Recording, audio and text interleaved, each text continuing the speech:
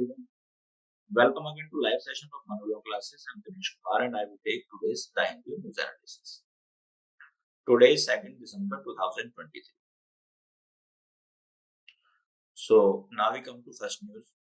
India offers to host 2028 climate meet. So हमारे honourable Prime Minister Shri Narendra Modi ji जो अभी COP को अटेंड करने गए थे, COP 28 को, उन्होंने रिक्वेस्ट की है कि जो 2028 में COP होगी, COP मतलब कॉन्फ्रेंस ऑफ पार्टीज, ठीक है, it is an organisation which main purpose is to reduce the carbon और to reduce the global warming. तो यहाँ पर हमारे प्रधानमंत्री जी ने कहा है कि वो 2028 में जो COP होगी उसको होस्ट करना चाहते हैं। अब यहाँ पर इंपॉर्टेंट इंफॉर्मेशन आपके लिए एग्जामिनर दो तरह से पूछ सकता है। पहला पॉइंट तो ये होगा कि अभी ये क्लियर नहीं है कि हमको हम इसको होस्ट कर पाएंगे या नहीं कर पाएंगे। ये हमारे प्रधानमंत्री श्री नरेंद्र मोदी जी ने अपनी केवल इच्छा जाहिर की है। इसके लिए जो और कंट्रीज हैं, अगर वो इसके लिए परमिशन देंगे या इस पर एग्री करेंगे तभी ये पॉसिबल हो पाएगा। बट इससे पहले दूसरा रिलेटेड क्वेश्चन ये आ सकता है कि इंडिया ने COP को कब होस्ट किया था। तो इंडिया ने COP को 2002 में होस्ट किया था, ठीक है। This is the important information. Now main purpose इसका क्या होता है COP का?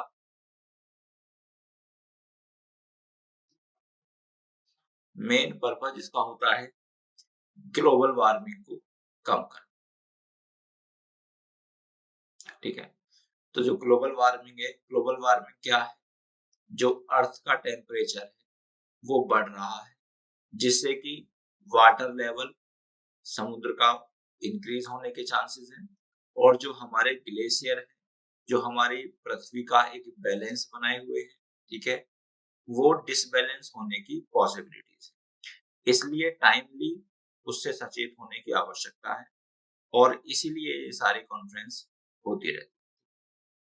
Now we come to next news. Tamil Nadu governor can not refer re-elected bills to president, says Supreme court.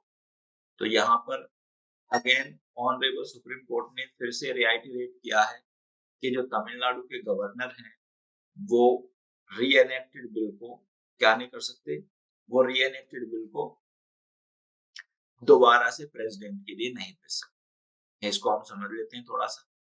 देखिएगा, जब कोई भी बिल लेजिस्लेचर, स्टेट लेजिस्लेचर के द्वारा पास किया जाता है, ठीक है, तो जब किसी भी बिल को स्टेट लेजिस्लेचर के द्वारा पास किया जाता है तो वहां पर क्या होता है कि वो बिल गवर्नर के पास जाता है, ठीक है। अब आर्टिकल 200 कहता है कि गवर्नर या तो उस पर साइन करेंगे या अपनी कंसेंट को विदहेल्ड करेंगे, ठीक है। तो अभी तक इस पे लॉ क्या था? अभी तक इस पे लॉ ये था कि गवर्नर के पास जब बिल गया तो गवर्नर या तो उस पे कंसेंट दे देंगे या कंसेंट को विदहेल्ड कर देंगे या उसको प्रेसिडेंट के पास रेफर कर देंगे। प्रेसिडेंट के पास गवर्नर किसी बिल को जो रेफर करते हैं वो आर्टिकल 201 में करते हैं, ठीक है। आर्टिकल 201 में प्रेसिडेंट किसी बिल को गवर्नर के पास रेफर करते हैं, ठीक है। अब यहाँ पर लॉ क्या कहता है? अब कंट्रोवर्सी इस पे ये थी कि गवर्नर जो है, हमारे तमिलनाडु के गवर्नर और पंजाब के गवर्नर और केरला के गवर्नर, पर्टिकुलरली इस तरह का इशू जो है वो 3 स्टेट्स में आ रहा है।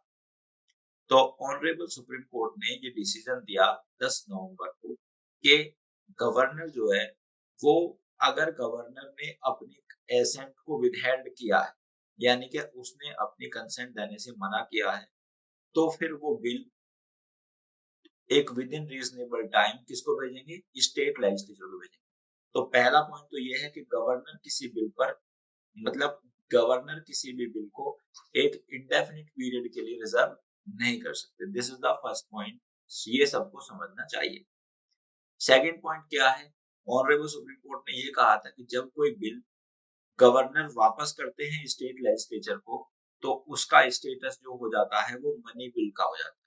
ठीक है, मनी बिल। अब मनी बिल क्या है? मनी बिल से संबंधित प्रोविजंस आर्टिकल 110 में दिए गए हैं कॉन्स्टिट्यूशन के, ये पार्लियामेंट का मनी बिल है।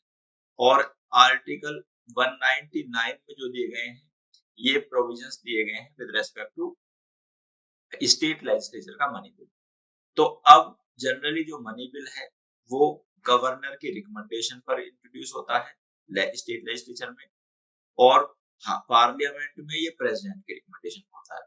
अब क्योंकि ये रिकमेंडेशन पर होता है, तो प्रेसिडेंट के पास इस बिल को दोबारा से भेजने की या गवर्नर के पास इस बिल को दोबारा से भेजने की आवश्यकता नहीं होती है। This is the main point. ठीक है, अब क्वेश्चन ये है कि अब अगर गवर्नर ने किसी बिल को वापस भेजा, ठीक है, और लेजिस्लेचर ने उस बिल पर कुछ अमेंड किया या नहीं किया, या गवर्नर की रिकमेंडेशन को माना या नहीं माना, अगर फिर लेजिस्लेचर ने उस बिल को दोबारा से गवर्नर के पास भेजा, तो गवर्नर अपनी एसेंट को विदहोल्ड नहीं कर सकते। Means governor is bound to give the assent. Governor जो है एसेंट देने के लिए बाउंड है।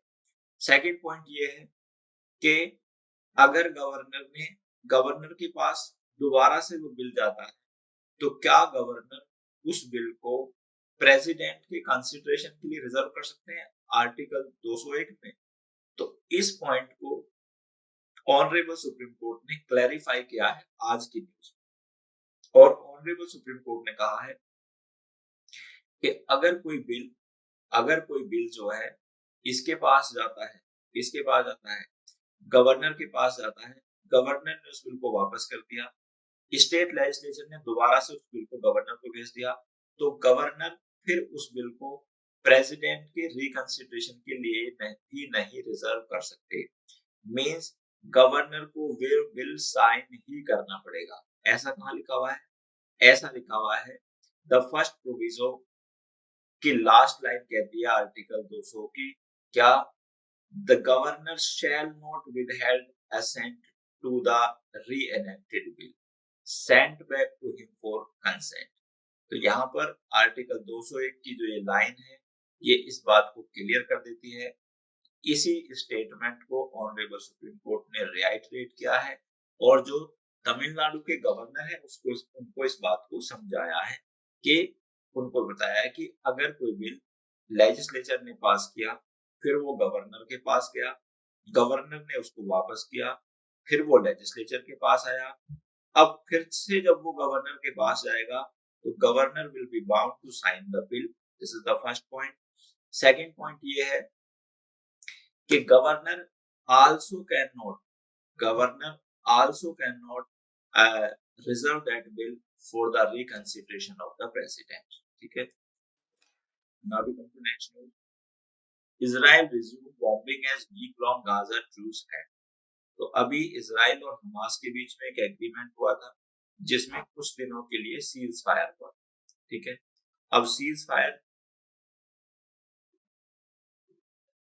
का मेन ऑब्जेक्टिव ये था कि जो दोनों तरफ से कुछ लोगों को इजराइल ने पकड़ रखा था, और कुछ लोगों को जो इजराइल के थे उनको उसने हमास ने हॉस्टेज बना रखा था। ठीक है, तो अब यहाँ से दोनों के बीच में जो एग्रीमेंट हुआ, और दोनों के बीच में जो एग्रीमेंट हुआ, उसी एग्रीमेंट के आधार पर उनको वो एक्सचेंज ऑफ वो हुआ पर्सन्स, ठीक है, from both the sides.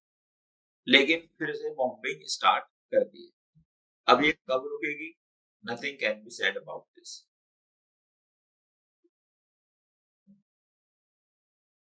Now we come to GST revenue rise to 1.68 lakh crore in November, fastest growth this fiscal. ठीक है, तो जो जीएसटी रेवेन्यू है वो काफी इंक्रीज कर रहा है हमारे देश का। अब यहाँ पर गुड्स एंड सर्विस टैक्स, तो पहली बात, तो इससे संबंधित जो अमेंडमेंट है वो आपको देखना है। अच्छा, आप मुझे बताएंगे कि जीएसटी से संबंधित जो प्रोविजन है वो किस कॉन्स्टिट्यूशनल अमेंडमेंट के द्वारा हमारे कॉन्स्टिट्यूशन में इनकॉर्पोरेट किया गया, ठीक है। सेकंड क्वेश्चन ये है, जीएसटी किस डेट से लागू हुआ था। ये दो क्वेश्चनों के आंसर आप कमेंट बॉक्स में प्रोवाइड करेंगे। Supreme Court adjourn hearing on Raghav चड्ढा's plea against suspension, ठीक है। तो Mister Raghav Chadha who is the member of Rajya Sabha from the Aam Aadmi party, उनको इंडेफिनिट पीरियड के लिए सस्पेंड कर दिया गया। फिर उन्होंने स्पीकर के इस डिसीजन को चैलेंज किया ऑनरेबल सुप्रीम कोर्ट में। इस ग्राउंड पर चैलेंज किया कि किसी भी पर्सन को इंडेफिनिट पीरियड के लिए सस्पेंड करना is the breach of rules 256 and 266 of the rules of procedure and conduct of business in the council of state, ठीक है। अब जनरल रूल ये है कि अगर लोकसभा में और राज्यसभा में कुछ भी कोई मेंबर ऑफ पार्लियामेंट का कोई कंडक्ट गलत है, उसने कुछ मिस्टेक की है, तो बेसिकली उस पर जो डिसीजन होता है वो लोकसभा के स्पीकर का होता है, अगर member of parliament belong to the Lok Sabha, और अगर उसने कुछ वैसे कुछ गलत किया तो वहां पर वो राज्यसभा का चेयरमैन के खिलाफ डिसीजन लेंगे, ठीक है। अब यहाँ पर मिस्टर चड्ढा को सस्पेंड किया गया राज्यसभा से, लेकिन जो सस्पेंशन है, जनरली जो सस्पेंशन होता है किसी भी पर्सन का, वो उस पर्टिकुलर या तो सेशन के लिए होगा या फिर उस पर्टिकुलर दिन के लिए होगा, ठीक है। जनरली जो सस्पेंशन है किसी भी पर्सन का एक या बहुत लंबे समय तक के लिए नहीं होता और वो भी इंडेफिनिट टाइम के लिए नहीं होता, लेकिन जब इनका सस्पेंशन इंडेफिनिट टाइम के लिए हुआ तो फिर उसको रोका गया, मतलब उसको चैलेंज किया इन्होंने। तो यहाँ पर ऑनरेबल सुप्रीम कोर्ट ने की जो प्रोसीडिंग्स थी उसको अभी एडजॉर्न कर दिया। अब what is this adjourn? Adjourn का मतलब है आगे बढ़ाना, आगे की कोई डेट, पर्टिकुलर डेट देना। तो इससे संबंधित प्रोविजन अगर आपको देखनी है तो you will find under section 309 of CRPC, ठीक है। अब मैं आपसे यहाँ क्वेश्चन पूछता हूँ, दो क्वेश्चन आपको बताने हैं। एक तो कौन सा आर्टिकल है कॉन्स्टिट्यूशन ऑफ इंडिया का जो कि पार्लियामेंट्री प्रिविलेज से डील करता है, और कौन सा आर्टिकल है कॉन्स्टिट्यूशन ऑफ इंडिया का जो कि प्रिविलेज ऑफ स्टेट लेजिस्लेचर से डील करता है। आपको ये दो क्वेश्चन के आंसर कमेंट बॉक्स में बताने हैं। Now glad that India has set up inquiry on plot to kill Punnan, White House। तो बेसिकली अभी एक एप्रीहेंशन ये था कि एक खालिस्तानी लीडर है, ठीक है, उन पुन्नुन, उनको किल करने की साजिश की गई। कहां पर? यूएसए में, ठीक है। इससे पहले एक प्रो खालिस्तानी लीडर हैं हरदीप सिंह नज्जर, उनका मर्डर कर दिया गया। कहां पर? कनाडा। तो इसकी वजह से इंडिया के और कनाडा के जो रिलेशन है वो थोड़े से स्ट्रेंड हुए, ठीक है। लेकिन अब फिर वो नॉर्मल हो गए हैं। वहां पर कैनेडियन गवर्नमेंट ने ये एलिगेशन लगाया कि इसमें गवर्नमेंट ऑफ इंडिया के एजेंट जो हैं वो इन्वॉल्व हैं, ठीक है। अब इसलिए क्या हुआ कि जब गवर्नमेंट ऑफ इंडिया के एजेंट इन्वॉल्व हुए, ऐसा पता चला, तो दोनों देशों के बीच की जो संबंध है वो थोड़े से खराब हुए, लेकिन बाद में फिर वो नॉर्मल हो गए। लेकिन कैनेडियन गवर्नमेंट कोई ऐसा प्रूफ नहीं दे पाई कि उसमें इंडियन गवर्नमेंट का कोई हाथ है। सिमिलर काइंड ऑफ कॉन्स्पिरेसी जो है वो यूएसए में हुई। तो अब गवर्नमेंट ऑफ इंडिया ने उसके खिलाफ एक इंक्वायरी स्टार्ट कर दी है कि ऐसा कैसे हुआ या इसके क्या क्या चांसेस है। इसीलिए इस बात से जो यूएसए गवर्नमेंट है और पर्टिकुलरली जो व्हाइट हाउस है वो इस बात से एग्री है, ठीक है, ताकि जो दोनों के रिलेशन है वो मेंटेन रहें और मैनेज रहें। Now PM meets Israel president call for durable resolution of Palestinian issue. तो जो प्रधानमंत्री हैं वो सीओपी 28 में दुबई में जो चल रही है उसमें वो गए और वहां पर उनकी जो मुलाकात है वो इजराइल के प्रेसिडेंट से, ठीक है। और वहां उन्होंने क्या क्या बातें की वो हम डिस्कस कर लेते हैं। तो उन्होंने कहा, इजराइल प्रेसिडेंट आइजैक हर्जोग, नाम इनका इम्पोर्टेंट, ठीक है। दूसरा इम्पोर्टेंट क्वेश्चन आपके लिए क्या होगा, COP28 कहाँ सबमिट हुई, कहाँ हुई है, तो ये दुबई में हुई, ठीक है। अब यहाँ पर दोनों लीडर्स की बात हुई और हमारे ऑनरेबल प्रधानमंत्री श्री नरेंद्र मोदी जी ने कहा कि जो गाजा उसमें गाजा पट्टी में इसके अटैक हो रहे हैं इसराइल के, वहां पर ह्यूमैनिटेरियन सप्लाई चालू रहनी चाहिए, ठीक है। और ऑनरेबल प्रधानमंत्री जी ने ये नहीं कहा कि वहां पर सीज फायर, ठीक है।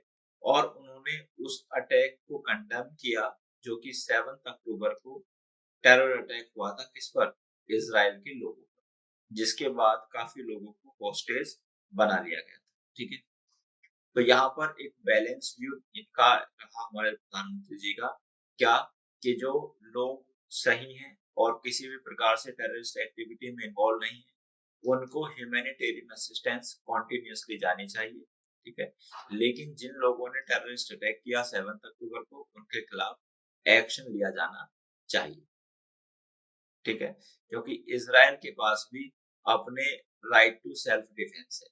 अगर हम इंटरनेशनल लॉ में राइट टू सेल्फ डिफेंस देखते हैं बच्चों, तो आर्टिकल 51 है किसका, UN चार्टर का, जो राइट टू सेल्फ डिफेंस देता है किसी पर्टिकुलर कंट्री को। Now we come to next news, government working to save veterans facing death in Qatar. तो जैसे आप लोगों को जानकारी होगी कि हमारे देश के कुछ नेवी ऑफिसर्स और फॉर्मर नेवी ऑफिसर्स को जो है कतर में डेथ पेनल्टी दी गई। अब उस डेथ पेनल्टी के खिलाफ हमारी गवर्नमेंट ऑफ इंडिया जो है एक लीगल ऑप्शंस देख रही है कि क्या उस पर्टिकुलर सर्कमस्टेंसेस में किया जा सकता है और उस पर्टिकुलर कोर्ट के डिसीजन के खिलाफ अपील की जा सकती है। Now supreme court to hear Punjab plea on extension of BSF jurisdiction। ये बहुत इंपॉर्टेंट न्यूज है, ठीक है। और इसमें क्या हुआ, पहले हम इस न्यूज को समझते हैं, फिर हम इसका थोड़ा सा कॉन्स्टिट्यूशनल एस्पेक्ट भी डिस्कस करेंगे। तो देखिए, जो बॉर्डर सिक्योरिटी फोर्स है BSF, ये आती है सेंट्रल गवर्नमेंट के अंदर, ठीक है। और जो बॉर्डर सिक्योरिटी एक्ट है उसके अनुसार जो जुरिस्डिक्शन है BSF का, वो 15 किलोमीटर तक होता है किसी पर्टिकुलर स्टेट में, क्योंकि जो हमारे देश में फेडरल सिस्टम, अब फेडरल सिस्टम में क्या होता है कि स्टेट की अपनी गवर्नमेंट होती है और भारत सरकार की अपनी गवर्नमेंट होती है, ठीक है। लेकिन जो हमारे बॉर्डर्स हैं वो कहीं ना कहीं स्टेट से ही जुड़े हुए हैं। लेकिन BSF जो है भारत सरकार की फोर्स है, तो बॉर्डर सिक्योरिटी एक्ट के अनुसार 15 किलोमीटर तक का एरिया जो है ये रेगुलेट कर सकती है BSF, ठीक है। और उसके बाद का जो एरिया होगा वो स्टेट का होगा। तो यहाँ पर फेडरल स्ट्रक्चर भी मेंटेन है, क्यों ना, अगर 15 किलोमीटर तक BSF रेगुलेट करती है तो वो सेंट्रल गवर्नमेंट में से भारत सरकार उसको रेगुलेट कर रही है, और 15 किलोमीटर के अंदर जो है वो स्टेट का अपना राइट है और उसको स्टेट रेगुलेट कर सकता है। तो इस प्रकार करने से जो फेडरल स्ट्रक्चर है हमारे देश का वो मेंटेन होता है। लेकिन अभी पार्लियामेंट ने क्या किया कि इसमें अमेंडमेंट किया और इसमें इस 15 किलोमीटर की लिमिट को 50 किलोमीटर कर दिया, ठीक है। जिस पर पंजाब ने ऑब्जेक्शन रेज किया। तो सेंट्रल गवर्नमेंट की डिफेंस ये थी कि ये ऐसा सभी स्टेट में किया गया है, ठीक है। और ऐसा किया गया किसमें, सेक्शन 139 BSF एक्ट की पावर को इन्वोक करके, ठीक। सेक्शन 139 BSF की पावर को इन्वोक करके ऐसा किया गया, ठीक है। अब पंजाब का कंसर्न ये है, क्योंकि जो पंजाब है एक छोटा स्टेट है। अब अगर पंजाब उसमें 50 किलोमीटर तक अंदर तक रेगुलेट करने का राइट सेंट्रल गवर्नमेंट के पास आ जाएगा, यानी कि BSF के पास आ जाएगा, तो उसके इसमें बहुत सारे सिटीज फॉल कर जाएंगे, ठीक है। सिटीज और टाउन फॉल कर जाएंगे। तो इससे कहीं ऐसा होगा कि डायरेक्टली तो पार्लियामेंट के पास या सेंट्रल गवर्नमेंट के पास राइट नहीं है स्टेट को रेगुलेट करने का, लेकिन इनडायरेक्टली वो उसको रेगुलेट कर देगा। तो अब इससे संबंधित में ना एक लीगल दो दो डॉक्ट्रिन होते हैं कॉन्स्टिट्यूशन में, हमने आपको पढ़ाए थे, मैं दोबारा से आपको बताता हूँ। एक डॉक्ट्रिन होता है हमारा डॉक्ट्रिन ऑफ टेरिटोरियल नेक्सस। क्या होता है? Doctrine of territorial nexus. Doctrine of territorial nexus कहता है कि आप केवल अपने ज्यूरिस्डिक्शन में कानून बना सकते हो। तो देखिए जो 7th शेड्यूल है हमारे कॉन्स्टिट्यूशन की, उसमें 3 लिस्ट दी गई है, यूनियन लिस्ट, स्टेट लिस्ट और कंकरेंट लिस्ट। ठीक है, अब वो जो तीनों लिस्ट हैं, तीनों लिस्ट में जो यूनियन लिस्ट है उसमें 100 सब्जेक्ट दिए गए हैं और उन पर कानून बनाने का अधिकार जो है वो केवल पार्लियामेंट के पास है। स्टेट में 61 सब्जेक्ट दिए गए हैं, कानून बनाने का अधिकार स्टेट के पास है। और कंकरेंट में 66 सब्जेक्ट दिए गए हैं, कानून बनाने का अधिकार दोनों के पास है। अब यहीं पर एक बच्चों डॉक्ट्रिन होता है, इसको हम बोलते हैं doctrine of colourable legislation. Doctrine of colourable legislation. ठीक है, अब डॉक्ट्रिन ऑफ कलरेबल लेजिस्लेशन क्या है कि अगर किसी विषय पर आप डायरेक्टली काम नहीं कर सकते, डायरेक्टली लॉ नहीं बना सकते, तो उसी विषय पर आप इनडायरेक्टली भी लॉ नहीं बना सकते। ठीक है, तो अब इसका पॉइंट ये है कि जैसे अगर हम फॉर एग्जांपल के पॉइंट ऑफ व्यू पे देखें कि अगर पार्लियामेंट डायरेक्टली स्टेट के सब्जेक्ट पर कानून नहीं बना सकती, तो पार्लियामेंट इनडायरेक्टली भी स्टेट के कानून पर सब्जेक्ट नहीं बना सकती। तो यहाँ पर एग्जामिनर आपसे जो है डॉक्ट्रिन ऑफ कलरेबल लेजिस्लेशन के बारे में भी पूछ सकता है। Now we come to next news. Disinformation can impair democratic discourse. हमारे ऑनरेबल सीजीआई ने कहा है कि भाई डिसइंफॉर्मेशन, अगर हम गलत इंफॉर्मेशन प्रोवाइड करते हैं तो ये जो है डेमोक्रेटिक डिस्कोर्स को इम्पैक्ट कर सकती है। अब देखिए वैसे तो हम लोगों के पास आर्टिकल 19(1)(a जो है वो right to freedom of speech and expression देता है, सभी का राइट है। लेकिन अब एक रीजनेबल एप्रीहेंशन ये है कि जो बहुत सारे सोशल मीडिया प्लेटफॉर्म हैं उस पर कुछ ना फेक न्यूज बहुत ज्यादा आती है। ठीक है, और जो किसी को जैसे ट्रोल करना है ना, या कोई भी एक वो चलाना है, नैरेटिव चलाना है, तो ये झूठा नैरेटिव भी सोशल मीडिया पर चल जाता है। तो जब इस तरह से झूठा नैरेटिव सोशल मीडिया पर चलता है तो उसके कॉन्सिक्वेंसेस क्या होते हैं कि देखिए सब लोगों के पास सोशल मीडिया तक की एक्सेस तो है मोस्टली लोगों के पास, लेकिन जो भी कंटेंट सोशल मीडिया पर फ्लो कर रहा है उसकी ऑथेंटिसिटी चेक करने की का कोई भी मैकेनिज्म नहीं है। अब इसका कॉन्सिक्वेंसेस क्या होता है कि इससे किसी पर्टिकुलर पर्सन के बारे में, किसी पर्टिकुलर पॉलिटिकल पार्टी के बारे में जो है गलत इंफॉर्मेशन फैलाई जा सकती है। तो honourable chief justice of India ने इसी बात के लिए हम सबको सतर्क किया है कि भाई अगर इस तरह की इंफॉर्मेशन को नहीं रोका गया तो ये क्या करेगी, ये इसको मतलब जो हमारे डेमोक्रेटिक सेटअप है इसको अफेक्ट करेगी।